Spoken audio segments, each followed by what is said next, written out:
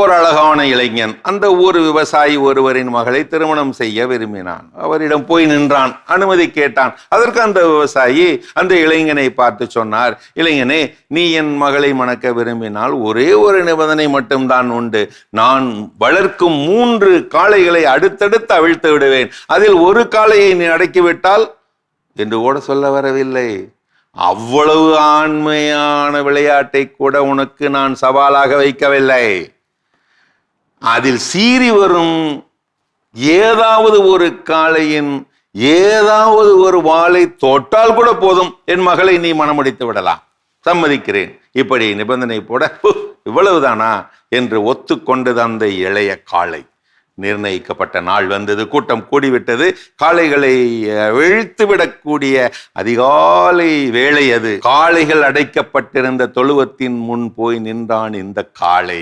அந்த காளையின் வாளை தொட்டுவிட பருத்த தொடை தட்டியபடி தயாராக நின்றான். ஊரே கூட்டமாய் திரண்டுவிட தொழுவத்தின் கதவுகள் திறக்கப்பட்டன. முதலில் ஒரு காளை மாடு வந்தது. மிகவும் முரட்டுத்தனமான தோற்றம் கொண்டது அந்த காளை மாடு. சீறியபடியே பாய்ந்து வந்த அந்த காளையை கண்டதும் பயந்து விட்டது இந்த காளை. அதுதான் இன்னும் 2 காளைகள் இருக்கின்றனவே, இது போகட்டும், அடுத்த காளையை ஒரு கை பார்த்து விடுகிறேன். இப்படி போக விட்டு விட்டான். பார்த்த விவசாயி சிரித்து விட்டார். அவனுக்கு மான ரோசமானது. அடுத்த காளை வரட்டும், என்ன செய்கிறேன் பார். துவம்சம் செய்ய காத்திருப்பவன் போல பருத்த தொடையை மட்டுமன்றி தடத்தோள் மார்பையும் தட்டியபடி காத்திருந்தான். 2ஆவதாக வந்த காளை மாடோ அதைவிட படு பயங்கரமான முரட்டுத்தனமான தோற்றம் கொண்ட காளை மாடு அது. முட்டி மோதி கொல்வதற்காக கடும் வேகத்துடன் ஓடி வர சீறியபடியும் மிரட்டியபடியும் கொல்லும்படியும் மின்னலென பாய்ந்து வந்த அந்த பாங்கை பார்த்த உடனே கலவரமாகிவிட்டது இந்த கல்யாணம் பேச வந்த காளை.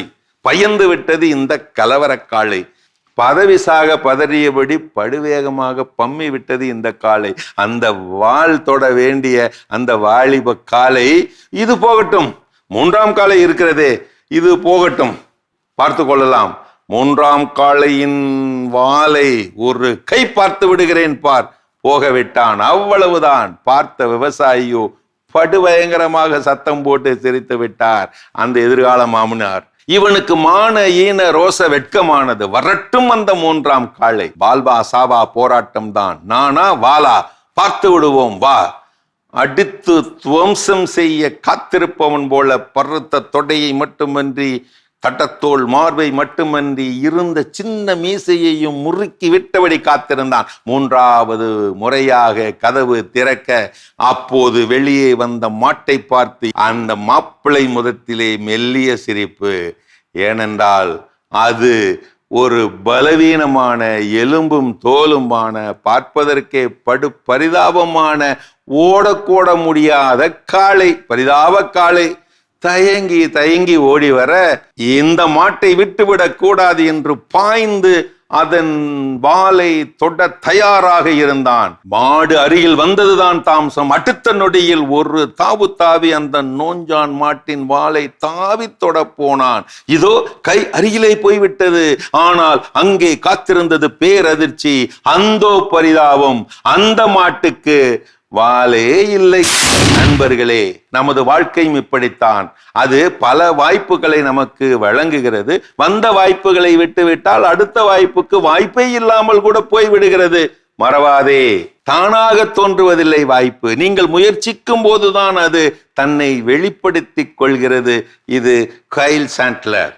மறவாதே ஜென்சி தலைமுறையே, வாய்ப்பு உங்கள் கதவை தட்டும் போது நீங்கள் ஹெட்செட் மாட்டிக்கொண்டு சத்தமாக பாட்டு கேட்டு தலையாட்டி கொண்டிருந்தால் தப்பு. வாய்ப்பு மேல் அல்ல, மறவாதே.